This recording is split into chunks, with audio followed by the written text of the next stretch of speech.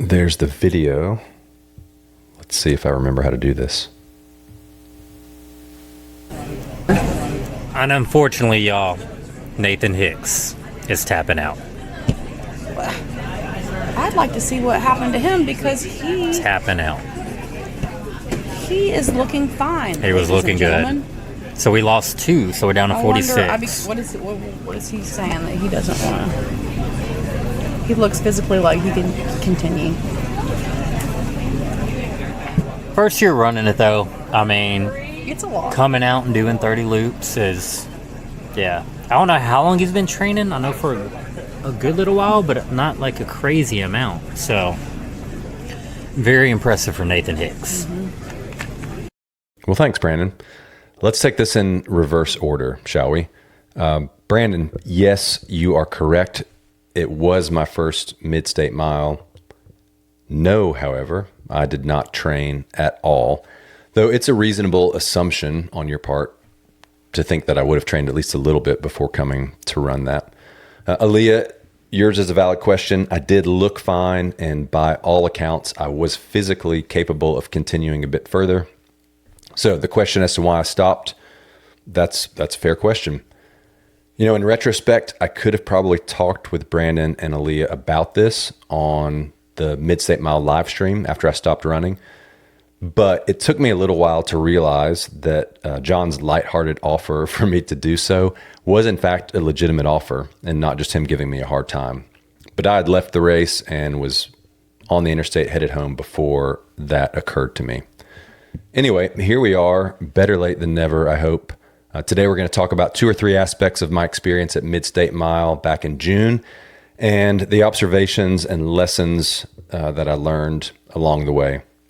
As always with this type of episode, I hope that you find it less to be a race recap and more just a conversation that provokes thought and encourages you wherever you are in life. And we'll get to all that in just a minute. But first, welcome to the Everyday Grit Podcast. Conversations to help you think critically, live abundantly, and endure the everyday. I'm your host, Nathan Hicks, and I'm very glad that you're here. Before we get into the episode, let's grab feedback and a review, and we'll start with a review. There are no new reviews. So if you're so inclined, if you want to go leave a review, it'll be read very soon. I appreciate hearing from you guys in whatever means you choose, text, email, a message, leaving a review, all that. I appreciate it. So if you're so inclined to do the rating and review thing, jump on over to Apple Podcasts or Spotify or wherever you listen and do that. I did get a couple of texts after the last episode. The first is from Amanda, and she wrote, "It's taking me a couple sessions to listen to this whole episode, but it's such a rich conversation. Just reflecting on the bit about asking for help and equipment failure and the interdependence within the group. What a great experience. I freaking love doing hard things like that. Like when you're thinking, I don't think I can do this, but I seriously have no choice. So good." Amanda is no stranger to doing hard things and leading other people through those experiences as well. So Amanda, thanks for your perspective and for the feedback. I appreciate it greatly. I got a message from my friend Russ in the middle of summer, just kind of out of nowhere. He texted 22 episodes. That was a good run. And it made me smile. He followed it up a few minutes later with another saying, meaning, where is number 23? Touche, Russ. Yeah, you're dead on. You know, releasing an episode in early May helped me buy fully into the delusion that I could crank out a few over the summer. It just seems so doable and it's feasible on paper. But when I get into the thick of summer with the craziness at work and shifting schedules of all the people in our house, you know, so far I've just been unable to crack the code to make that a reality. So I'll say after it, I'll figure it out. I appreciate your patience, and I, more than that, appreciate you listening once I get back online and up and running. So hopefully that's where we are. I know a lot of you know about Mid-State Mile, but also know a lot of you that listen to this podcast have no idea what Mid-State Mile is. So let me take a minute, make sure everyone's up to speed, and then we will continue. Mid-State Mile is a trail race takes place outside of Franklin, Tennessee, and it's put on by BMFJ Events, which is Becca Jones and John Cox. The race takes place on some private property that's been in Becca's family for generations and generations. The course is a 1.1 mile loop with 340 feet of elevation gain and loss each loop. And it's a last man standing format, which means you have 20 minutes to complete a loop. And as long as you're done within 20 minutes, you get back to the start finish area, which they call the corral. As long as you get back in 20 minutes, then when the next loop starts, you can go out again.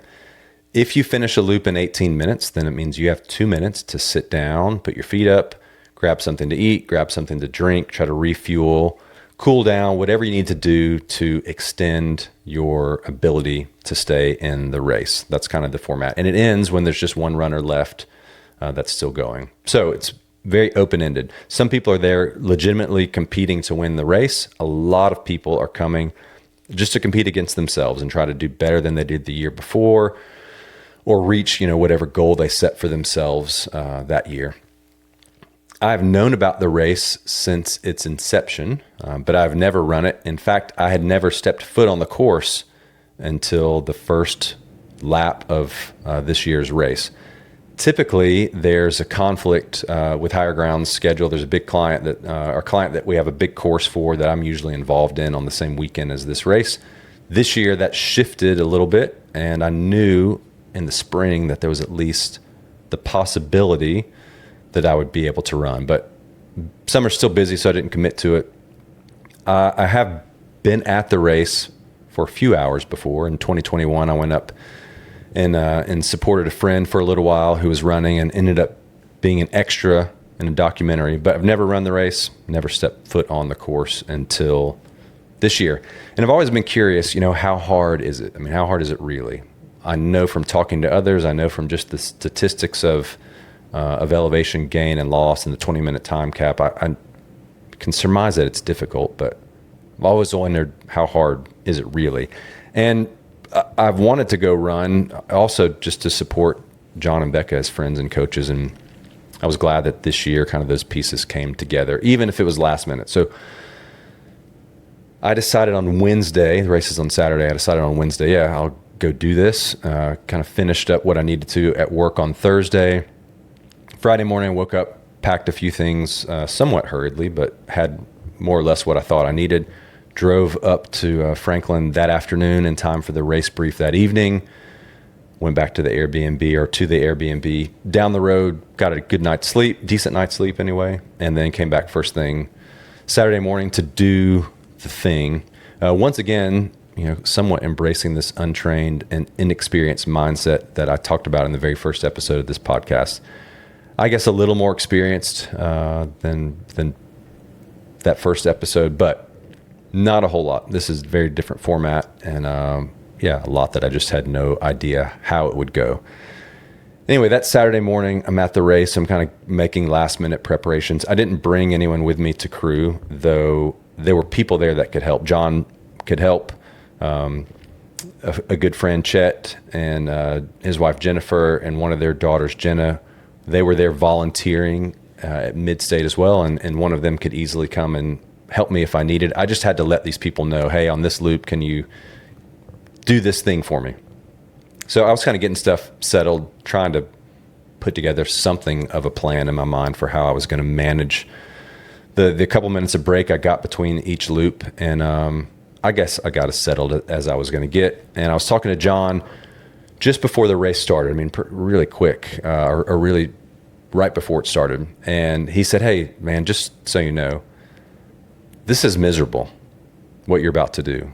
And I didn't blow him off, but I was kind of dismissive. I said, I know. I kind of gathered that. He said, no, I mean, every part of the race is miserable, and it gets miserable really fast. So I'm just telling you, when it gets miserable, maybe sooner than you were expecting, don't be caught off guard. That's just how it is. I said, okay. And then he smiled at me and said, have fun. And soon thereafter, we were off. And John was right. It is pretty miserable, and it's pretty miserable right from the get-go. And so it didn't take long to realize that this race would be more about managing prolonged discomfort than it would be about crushing a bunch of easy laps and then grinding out the last few. It was going to get hard, and then it was just going to stay hard for a while. And I made a list of some things that were hard about this race. First of all, it was very humid. It wasn't that hot for a June day, and especially relative to what it was last year, but it was very, very humid. The area had received, copious amounts of rain in the months and weeks, even days leading up to the race. And so there was a good bit of mud on the course, most notably at the very beginning of the course. As soon as you left the start-finish area, there was just thick, nasty, dark mud for the first stretch of the course. The hills on the course, there are two of them, are in fact very steep. The first one, especially so. It's it'll kind of catch you off guard how steep it is, and it's long enough to get your attention as well. And then one thing I noticed about kind of the rhythm of the course is there's just not really anywhere to hide. Obviously, when you're climbing, your pace slows down quite a bit, and then when you get to any area of the course where there's reprieve from the terrain, so it's downhill or rolling, you need to kind of move quick and move on purpose, and so there's nowhere on the course that you're really like, I can just kind of sit back and rest here. That's just not possible. Each loop was very crowded, so you think about a typical 5K, even 100 miler, everyone's bunched up at the start, and then pretty quickly the crowd kind of thins out, everyone settles into where they are pace-wise, and you have some room to run. Well, every 20 minutes with the format of this course is basically the race starts again. And so every 20 minutes, you're fighting the crowd, so to speak, kind of jockeying for position and trying to find your spot in line and navigate the mud and do all those things. Lots of great people were running. But that didn't mean that I appreciated the crowd aspect of it, so to speak. And then lastly, 20 minutes goes fast, honestly. It is an adequate amount of time, but it's not excessive, especially when you factor in trying to grab some nutrition, hydration, maybe cool off for a couple of minutes in between loops. It kind of goes quick. I thought about just doing a parody podcast about this whole race, I ran Mid-State Mile. Here's what John and Becca need to do to make it better. And then it would basically address all of those things. But that kind of led to where I'm going with here, is that if you were to address the things that make Mid-State Mile hard, you would be addressing the things that make it Mid-State Mile. And so as I encountered the difficulties of the course, and as I observed others encountering the difficulties of the day, I just observed different responses. Some people just talked and made conversation with others around them as they went. Some made jokes, trying to keep things light and maybe distract themselves or others from the discomfort. Some said very little or nothing at all, just kind of put their head down and trudged on. Some people would look around and find someone in need and offer tips or encouragement, whether that's get your breathing in sync with your steps, or find this route, or whatever. Just try to help people and encourage people.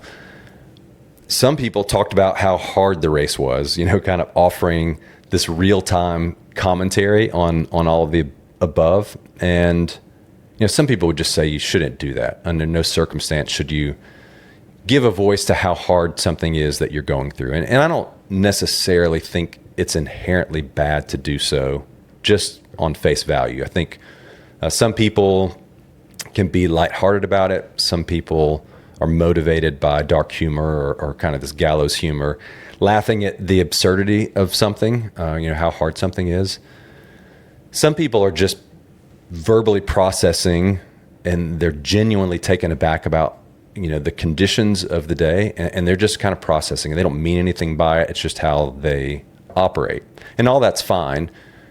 I think you just have to consider how doing so, how offering this verbal commentary impacts you and the people around you. Sometimes it kind of brings you down, and you don't know it. You don't realize that's what's happening. Sometimes it's definitely bringing down the people around you, and if you care about that, then you might want to find another alternative. It doesn't generally bother me.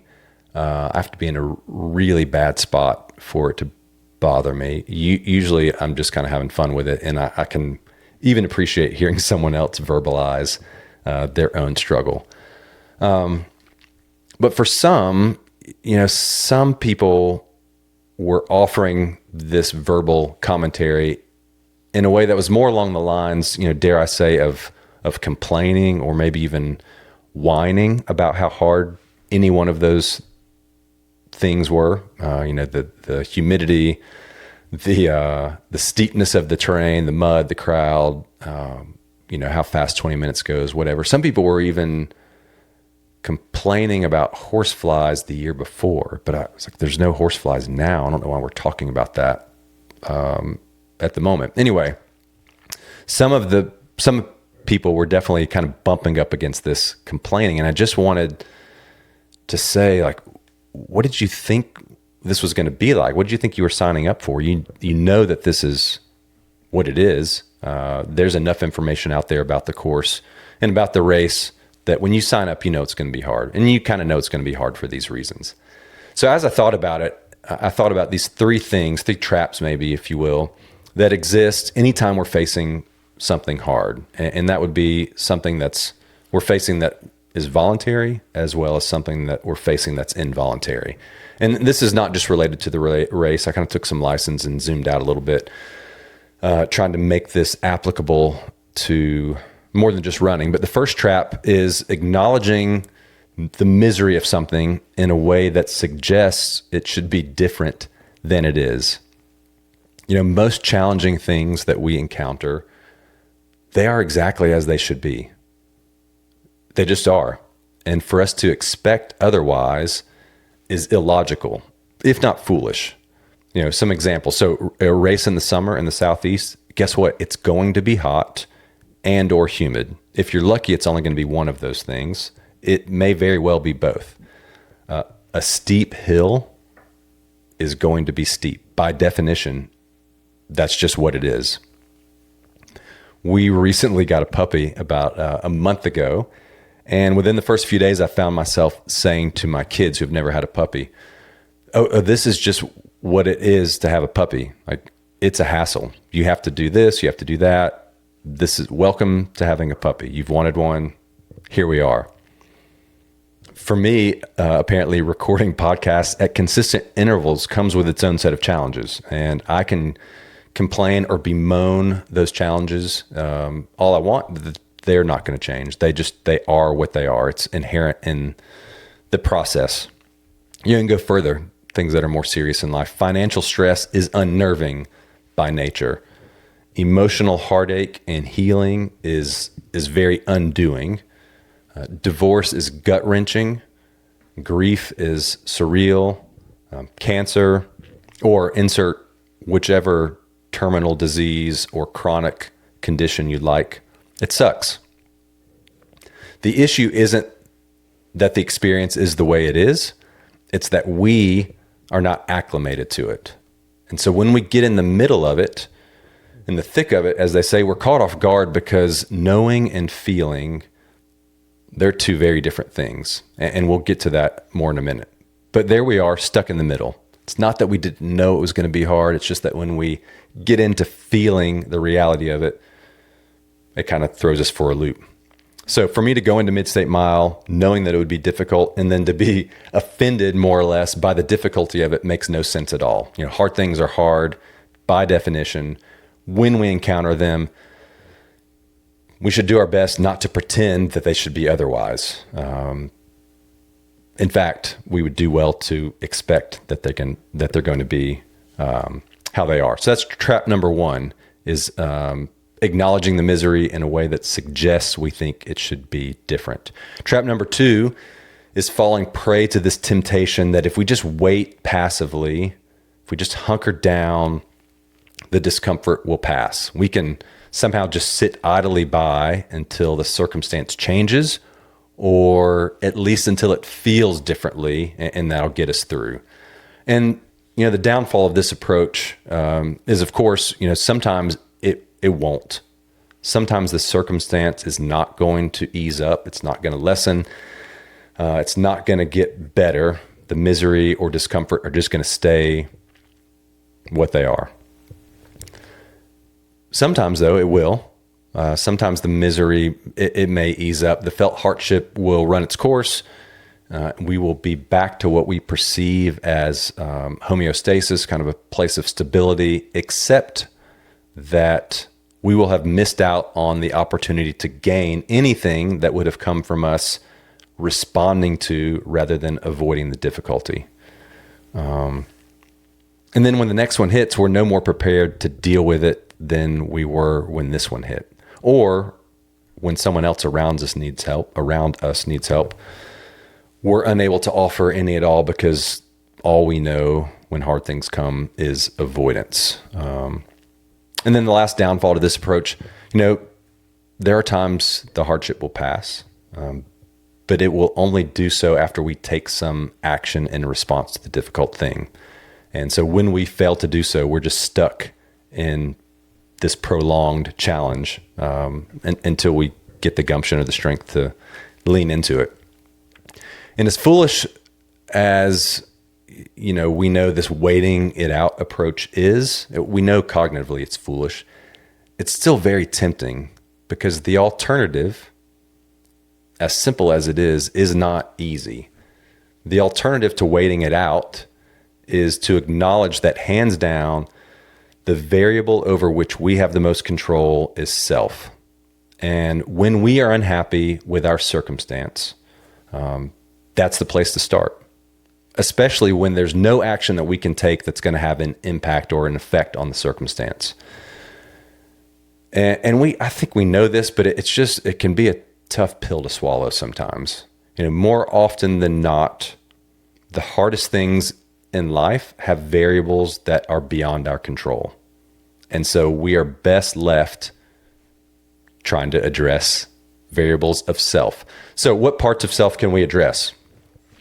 Quickly, I have 4 for you: preparation, capacity, perspective, and hope. And I'm not going to dig too deep into each of them, but preparation, there are a lot of experiences that are hard that we can, in fact, anticipate and prepare for. I could have prepared for this race. It would have still been hard, but I would have been better prepared than what I showed up as in June. We knew we were getting a dog before we got the dog. We could prepare to some extent for what that reality was. Now, we gave ourselves about a 2-week runway, and we didn't tell the kids it was happening. So we kind of box ourselves in a little bit, but you can prepare. I can prepare for doing a podcast. When you have kids, when you get married, when you get ready to go to college, those are all things that have a hard component to them, and all things that you can prepare for before the thing arrives. So preparation, definitely when it's possible, you can lean in and you can prepare. Capacity, for the things that happen in life where we can't specifically prepare, we can still work in general to increase our capacity to endure challenging things. And this looks one of 2 ways. For involuntary adversity that comes our way, the more we lean into it rather than shy away from it, the more this capacity gets built over time. That's one way. The other way is by choosing to do things that are hard voluntarily. Way back when there's the episode talking with Jimmy and Holly Smith about kind of a year of working up to doing this event 29029, and they each did the reckoning along the way. And one of Holly's stated reasons for kind of all the things that she did that year was wanting to increase her capacity to do hard things, both to actually increase the capacity and to increase her confidence that comes with knowing that she could do it. So capacity is another. The third component of self that we can address is perspective. For the more complex things we encounter, The ability to understand the nuts and bolts of it often provides a better chance for us just to kind of wrap our head around it and adjust, be better acclimated for it. That's probably the better way to say it. When I understand what heat does to my body, then when that happens, I'm less prone to freak out. I'm less prone to have just an emotive reaction to it because I have the perspective. I know what's happening. And as I experience it in a felt sense, I can be less caught off guard from it.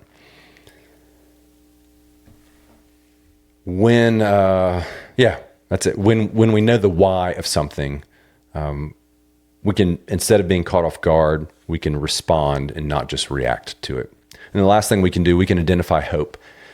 And without going fully down the rabbit hole of hope, we can all agree that a bad day with hope is a lot better than a bad day with nothing but despair. What or who you find hope in may vary given a number of factors, but identifying the hope that you have is crucial. And sometimes it takes a deliberate, concerted effort to do so. None of these things are easy. Working on preparation, capacity, perspective, or identifying hope, but applying effort to any one of those four areas, all four of those areas, is far more useful and effective than trying, to change the hard thing that we're enduring. And it's also much more effective than burying our head in the sand and trying to wait it out. All right, trap number 3 is making the mistake of equating knowledge with experience. Knowing something cognitively, knowing that something will be difficult or uncomfortable is not the same thing as actually experiencing the discomfort for yourself. So for me, knowing that Mid-State Mile is tough is not the same thing by any stretch of the imagination as experiencing the meanness of it for myself. There's a gap that exists between knowing cognitively about something and knowing it by experience. And even though bridging that gap can be excruciating, it is also essential. It is a very fundamental part of life. And in some ways, doing so in today's world may be increasingly more difficult because we have so many options at our disposal to avoid, to distract, or to numb ourselves to reality. But we have to do it. We have to bridge this gap in our own lives and acknowledge the reality that this gap exists as we consider others as well. And I'm going to offer 2 suggestions for how this plays out. And they're a little bit different from one another. But in terms of failing to recognize that experience is different from knowledge in the lives of others, in particular as those around us encounter involuntary hardship. If we fail to recognize this reality, then we run the risk of minimizing, even if inadvertently, someone else's hardship because of our own limited realities of the felt experience. And so, think we sometimes assume that we can sum up and then write off someone else's experience. Sorry about that. Based on our cursory knowledge of the thing. So we just, so-and-so is going through this, and we more or less think we understand what they're going through. And we're kept from offering presence or empathy or grace in a meaningful way. And instead, we may even find ourselves scoffing and saying something like, look, I know it's hard, but he needs to, X, Y, or Z, whatever we think he needs to do despite his hardship. I know she's undergoing chemo and she's dealing with all that, but she's still got to live her life. She's still a mom. She's still a wife. She's still, whatever. She still has a job. I know he's experienced some trauma in life, but it's not like life is easy for the rest of us either. Or, maybe they shouldn't have adopted kids if they weren't ready for it to be hard. We kind of take this position that removes the felt experience out of the equation based on what we think we know to be true, simply by understanding facts. And it's a nasty trap to fall into. I'm convinced 100% that if we knew the ugly realities that some of the people around us faced, our posture toward them would be different. We would soften, we would offer empathy, we would give grace. Better yet, we'd engage them and offer presence or some means of tangible help. But all of those things are hard to do when we don't, for whatever reason, move beyond a cognitive understanding. So that's one way this trap, this gap plays out as we engage others. Shifting gears entirely, if you kind of focus on self and how it plays out possibly as you consider whether to partake in or not, your own voluntary hardship, doing hard things, whatever they are, because you want to, because you think they're good for you to do. We run the risk of avoiding or maybe even dismissing a voluntary experience because we, quote unquote, know how it will go. I'm going to sign up for the thing. I know it'll be hard, and I'll get through it, and I'll be glad I did it, and I'll learn these lessons. And we become dismissive of it, and we more or less intellectualize our way out of doing something. We just talk ourselves out of it, leaning on the facts, thinking that the facts are enough to replace the experience. Well, you may know something of the discomfort you'll feel. You may have a pretty good idea how it's going to play out. But the thing that you can never be sure of is how deeply an experience might impact you if you are willing to participate.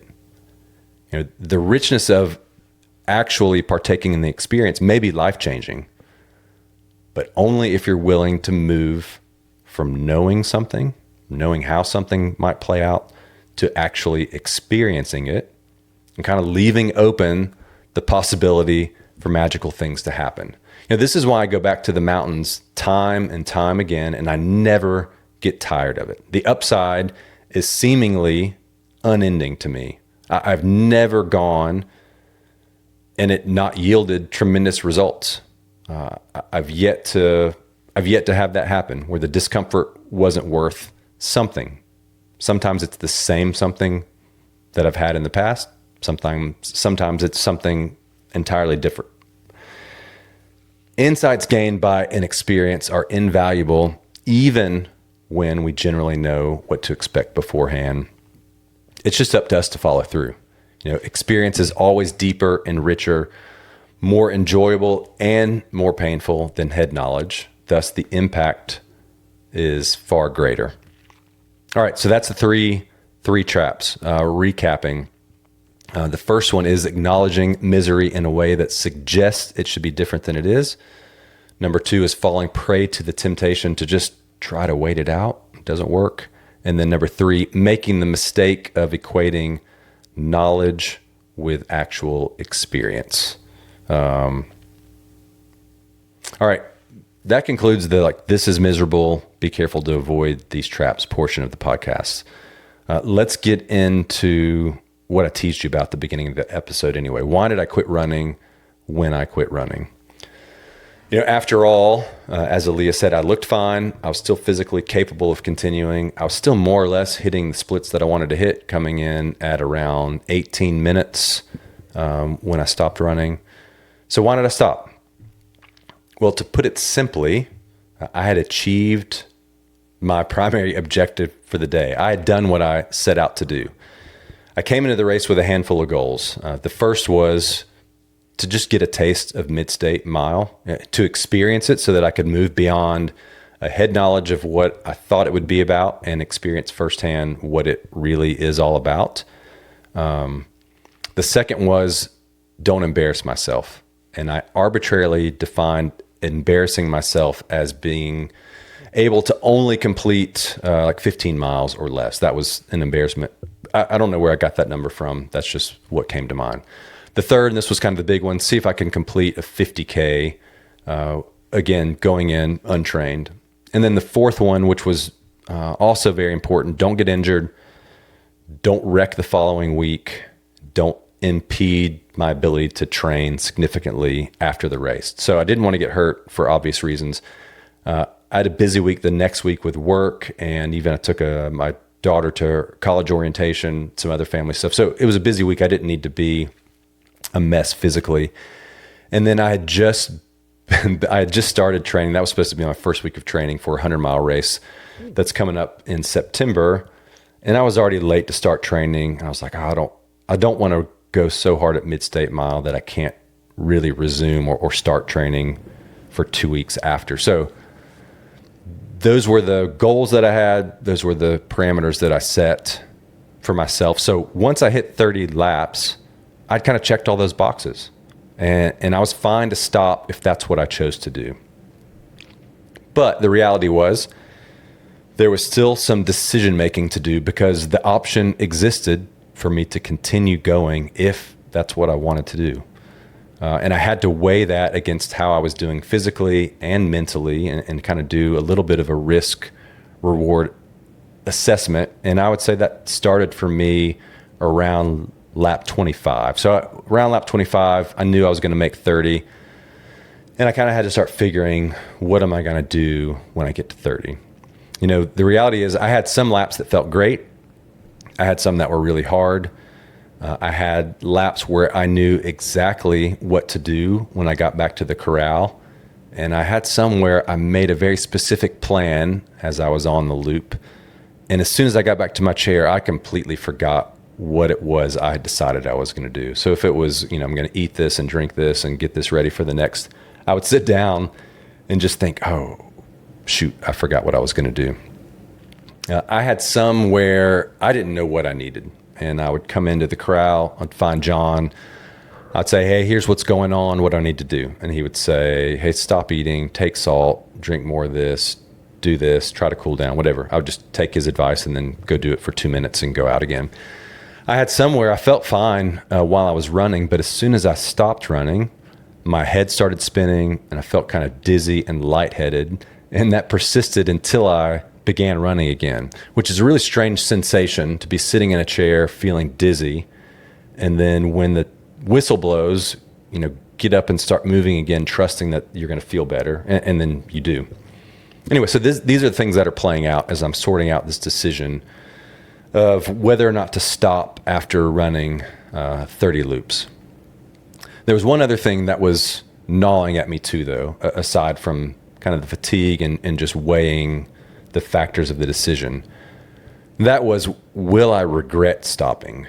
And this kind of broke down into two parts. The first is, will I be letting myself down? Am I shortchanging myself by stopping? Am I missing out on the, quote unquote, full Mid-State Mile experience? I guess, which, without saying it, or it's not explicitly said, but there is this implicit idea that the idea is you come and you run until you can't run. And I would not be doing that. I would be stopping while I still had the physical ability to continue moving. So am I missing out on this full experience? Am I not going all in? So that was one aspect of this. Will I regret stopping? Will I let myself down? The other, as much as I hate to admit it, was what will others think or say? I could look around and see the people that were still running. I know people that have run this race in the past and have gone a lot further than 33 miles, 30 loops, whatever. Does this say something about me relative to them? And it's really probably less what I thought they would actually think or say, and more what I would think about me relative to them. So there was a comparison aspect to it, but it was really me just being in my own head about it. But in the end, I didn't want to stop running and later wish that I'd kept going. So that's what's swirling around as I'm doing lap after lap, trying to make sense of it in a way that once I make the decision, I'm at peace with it. Because once you make it, it's made. You can't say, can I get back in it? So how did I end up landing on that decision to stop after 33 miles? How did I answer the questions, will I be letting myself down? And what about everyone else? Well, first, I trusted myself. And I trusted the consideration I put into thinking about what I wanted out of the experience and what I was willing to give up to try and accomplish that, and what I wasn't willing to give up. So ultimately the goals and the parameters that I'd come up with before the race provided a framework for me to make that decision to stop. And a significant part of that was, what I wasn't willing to give up in order to go further. Mid-state mile wasn't happening in a vacuum for me.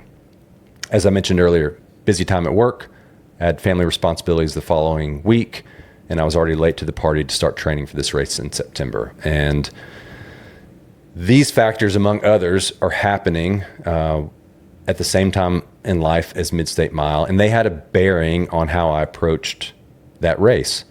It's an important thing to remember, this idea that you have a lot of things that you're juggling in life. I was talking to a friend about the race and about when I stopped and all this, and she shared a similar story about a time in her life where she initially had a goal, had a major event, I had a kid, major life event, and it caused her to reconsider this other goal and maybe walk it back a few steps. And she said as she was doing that, it caused her to ask herself the question, what does it mean to be all in? It's a great question, because the all in you see on Instagram, the all in you see on YouTube documentaries, the all in you see wherever, it's a very one-dimensional sort of all in. It's kind of like you pick a thing, you put all your eggs in that basket, and you go until you can't go anymore. But for most of us, most of the time, we are juggling enough different things in life that being all in doesn't really mean being all in to one thing. It means being as all in as possible without neglecting something else that's important and needs our attention. For many of us, all in means giving all of oneself in as many different things as is currently required in life. And that's a very different thing from being all in to one thing.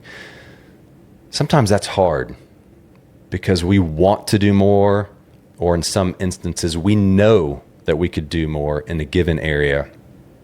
But the prudent thing, the wise thing, is to have the discipline to show restraint and leave some of ourselves to give to the other things in life that need us. The truth of the matter is, at times, anyway, you could be a better athlete if you didn't have family and work considerations. You could be a better spouse or parent or brother or sibling, whatever, family member, friend even, if you didn't have to juggle the demands of a job or wanting to train. And you could certainly accomplish more professionally if you didn't have to worry about family and friends and having other interests. Now, it's all very short-sighted, right? And the idea is that we hold all of those things in proper tension, and being involved in all those different facets of life creates a richness to it and a depth to it that brings fulfillment. And certainly there are a lot of areas of life to consider, but there are times in the short term that you think, if I could just remove all of these things, I could do so much better in this one area. But to pull back in one area so that you get the tension right with all the other parts of life, it requires thought, it requires intention, and it requires consideration for the big picture. It requires, at least at times, the discipline to show restraint, hold back in the moment so that you're not depleted when the next thing comes around. The other side of the coin, of course, is it's there also. There are times, either by necessity or because you've built them into your life, there are these moments where you more or less need to go all in to one thing. By necessity, it happens, and it asks that of you whether you can or can't. And so if you're able to do it, you're far better off. There are times to do it voluntarily because it's just good to do. I think it's very important that we build it in, that we do at time. You can't control when it's required of you by life, but you can control when to do it voluntarily. And for me, mid-state mile, it just wasn't the time or place for me to go for it. So I stopped when I did. But I still had to sort out what I thought about what others might think, or what I thought myself relative to others stopping. So I want to go back to this topic of wondering what others think, worse yet, wondering what I might think of myself relative to what others are doing or have done. It's a very easy thing to get pulled into this comparison game, judging ourselves against those around us without any real consideration for the fact that our goals very likely are different from them. Our ability varies greatly, and our life experience certainly varies a great deal as well, so on and so forth. So I cannot overstate how important it is to sort out for yourself what you need to be doing in a given time and space, then put your head down and get on with it. To compare what you are doing with what others are doing is nothing more than a fool's errand. Some examples from Mid-State Mile. There was a woman there who came up 2 feet short, maybe, of completing her first lap, and her goal, I believe, was to complete 1 lap. There was an 8 or 9-year-old who made it, I think, 16 miles or so with her dad, and exceeded what she thought she would be able to do coming into the race. There was a college student who had never run a trail race before. I think she bought trail shoes the day before. She wanted to try it out. She was running with her family. I think her dad and sister were there as well. She had her own set of goals for the experience. And then Nicholas, who went on to win, he came in with a goal to do just that. After running, I think this was his 3rd year. I know it was at least his 2nd. I think his 3rd year. He came in very specifically trained up with the goal to win. So all 4 of those people came into the race with very different expectations, very different life experience, and experience running, different training, and different circumstances that led up to the race for them. Different levels of fitness, ability, the whole 9 yards, all very different from one another. For any of them to come into the race comparing their goals and their game plan and the way they executed it with that of another would have been a recipe for total disaster. The saying goes, comparison is the thief of joy. But more than that, or in addition to that, it derails you from doing the things that you need to be doing. It either discourages you entirely or it falsely builds your ego, each of which contribute to you doing things other than what you need to be doing. So let's look, if you look around at people who are further along than you in any given thing, and you play that comparison game, discouragement is bound to set in.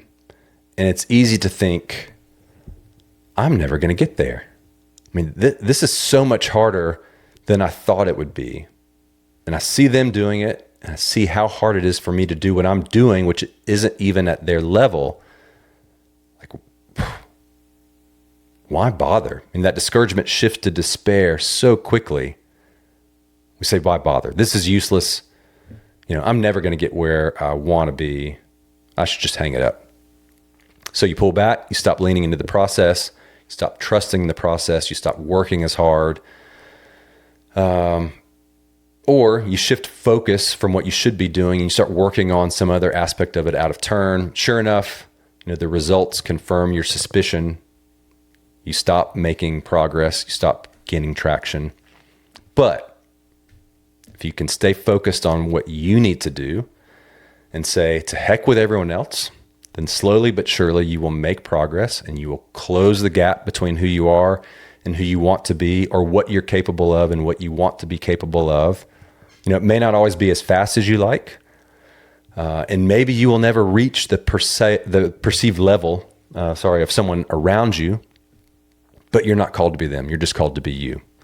And comparing yourself to others stops you from being you. On the other hand, if you find yourself in the company of folks who are not quite as far along as you, it's very easy to get caught up in that. And maybe you let up a little bit because you look around and compared to the people around you, you're crushing it.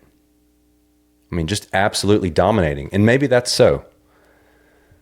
But this mindset makes it very easy to, again, let up ever so slightly, sell yourself short of what you are capable of, or sell yourself short of what would push you to real growth and real progress. And again, you're not called to be them. You're not called to be the people around you or to be anything in comparison to them. You are created to be the person that God created you to be. And when you let up in any area of life because you're further along in that area than the people around you, then you've stunted the process of becoming the person God created you to be. That's no good. I'm all for striving and spurring one another on. I'm even down for some healthy competition. But even when you're motivated by what someone else is able to do, the answer is for you to shift your gaze back to what you are doing, what you need to be doing based on the particulars of your own life.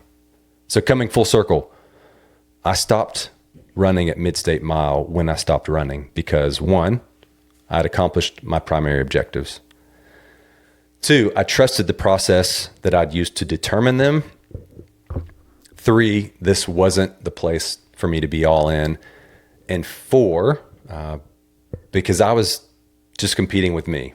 I wasn't concerned with the 100 or so other runners that were racing that day. Now, all that created a framework for a pretty cut and dry decision, and I stopped when I stopped. And I knew coming in after lap 30 that that's when I was going to stop. It's funny, I sat down in my chair after that lap, and John caught my eye, and I don't remember if we talked or not, but I remember thinking, if he doesn't look away, I'm kind of stuck because he's going to know that I'm stopping. I hadn't told anyone my plan. This was just me. And luckily for me, at the last minute, he turned away. The next lap started. I just remained seated. And at some point, he was scanning the corral or whatever. He turned in my direction, and I caught his eye. And he looked a little dumbfounded. I just shrugged, said, I'm done. But I stopped when I did, and I felt no regret the rest of the evening as I hung around and got cleaned up. I was completely at peace with my decision for the reasons I have described. And after a while, I ended up heading home. And my plan was just to drive until I needed to nap and then sleep in the truck a little bit and then drive the rest of the way home. I relayed that plan to my wife, who said I would feel much better if you just slept in a hotel along the way. So I relented, grabbed a hotel for what would end up being an expensive few hours of sleep, but it was good sleep nonetheless, and started home the next morning. And as I drove, I began to rethink my decision a little bit. As much as I was at peace with it the night before, as much as I didn't want to, I did begin to rethink it. I wouldn't even call it second guessing, so much as just revisiting that process and the decision I'd come to. And the fact that I was even doing this frustrated me a little bit because I had been so at peace with things 15 hours or so prior. And so I had to analyze, like, why am I second guessing this? And here's what I came up with. It's human nature to second guess. It's human nature to rethink. And as soon as we have somewhat recovered from something that was challenging, whether that's a hard run, whether that's the reckoning, whether that's some intense emotional hard thing, as soon as we have just recovered a little bit, it's easy to think, oh, I probably could have handled that better. I could have gone further. I could have pushed harder. I could have kept my cool. I could have helped people around me. I could have thought more clearly. I could have, guarded my words, whatever. We just think I could have done better. So with respect to Mid-State Mile, I think this crept in because I had legitimately not timed out, right? I stopped of my own volition. It wasn't that I was made to stop. In some ways, I think it would have been easier to call it when I did, or I would have had less to process Sunday morning had I not been starting to feel the effects of the race when I stopped. Had I just been fine, felt great, and said, oh, I'll check the boxes, I'm going to stop. But the reality was I was tired, and I knew that stopping was going to bring some measure of relief. And so I had to process both leading up to that lap 30 and apparently the day after. Did I really stop for the reasons I've described? Or Was I hiding behind all of that facade and I really stopped just because I wanted the discomfort to end? And I think that's probably what I was chewing on most of the way home.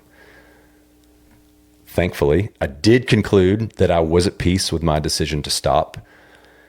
And I recognized this one other aspect about the nuances of goal setting. And I'll wrap up with this. A goal, even when it is well thought out and carefully considered, even when it is specific, measurable, attainable, relevant, and time-bound. That's a SMART goal for those of you that know. It can hinder you from achieving other goals. So you have to be very careful in your goal setting. What I concluded was that if I wanted to go further than 30 laps, I would have needed a different set of goals. See, I had 2 additional goals that I haven't shared with you. The 2 goals were more or less like, if things are going great, if I'm surprised and mid-state isn't as hard as I think it is, then I'm going to tack these on. They were easily secondary and tertiary to what I've shared thus far. The first was make it to the 12-hour break. The second was complete 50 miles. So what I realized on the drive home Sunday is that because it required an adequate measure of discomfort and of effort and of work on my part to achieve those primary goals that I've mentioned, those first 4 things, I was easily content to set the secondary and tertiary goals aside when it came time to do so. So if reaching your primary goal, this is the takeaway for me, if reaching your primary goal requires enough pain, discomfort, work, effort, etc., then the chances of achieving any goals beyond that become greatly diminished. 1, because of the suffering you've endured, the hardship you've encountered, and 2, because you have a better perspective, an experiential, informed perspective on what it's going to take to reach the others. So the minute you start creating sub-goals, you begin giving yourself outs. It's not always a bad thing. It's just something to be very aware of. If I wanted to go further in this race, if you wanted to, if this was your thing to go all in on, you would just need to come in with the goal, I'm going to run until I'm physically incapable of running. I think anything short of that, once you start putting, I want to make it to the 12-hour mark, I want to make it to the 50 miles, it's going to be hard enough by the time you get to that point that it's going to be easier, maybe easy, to stop. It's definitely going to be harder to push past those because you get this sense of accomplishment that I did achieve this. I'm good if I stop now. I'll never forget last year at the start line of the Georgia Jewel, there was this group of runners that were obviously together, and they had a crew that had signs, and they all were kind of dressed in the same gear. They were a thing, and they weren't really making a spectacle, but they were drawing enough attention to themselves, probably unknowingly, that they caught my eye. And they were kind of talking about their race right before it started. And one of them said, now, mind you, he's registered for the 100-mile distance at the Georgia Jewel. There is, in case you don't know, there's an 18-mile distance, a 35, a 50, and a 100. So he signed up for the 100. He says his plan is just to make it to Dry Creek and then kind of see how it goes from there. Well, Dry Creek's like 35 miles in. When you get to Dry Creek, it's not going to be like you've had an easy time. So if that's kind of the first goal that you have for yourself, once you get there, it's going to be really easy to stop, despite the fact that you've signed up for something that there's kind of this implied goal of completing the distance you signed up for. Sure enough, at Dry Creek, he was wrapped up in a blanket around a fire. So it's one thing to create a specific goal and to have action steps to help you achieve that goal. It's an entirely different thing, albeit nuanced, to create a tiered set of goals where accomplishing one gives you more and more permission to stop short of the more lofty ones. So something to think about. I'll leave it to you to come up with your own examples of where that might play out in your own life. So that's it. That's my recap of my experience at Mid-State Mile, or maybe more precisely the takeaways from my experience at Mid-State Mile. I appreciate you listening. I would love your feedback. What of this resonated? What didn't make sense? What did I leave on the table that should be talked about? I'd love to make this a conversation. So send me an email, everydaygritpodcast@gmail.com. You can message me on Instagram. You can send me a text or an email. I've said email. You can get a hold of me, however you want to get a hold of me. Your input will make this better for me and for others 100%.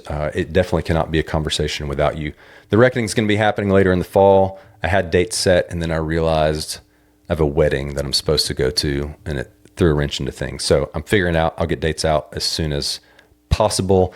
If you like what you heard, if you think this would resonate with someone, please help me spread the word by passing it along, sending it and saying, hey, here's this guy. I think you would enjoy listening. That's the best thing I could ask for you to do, actually.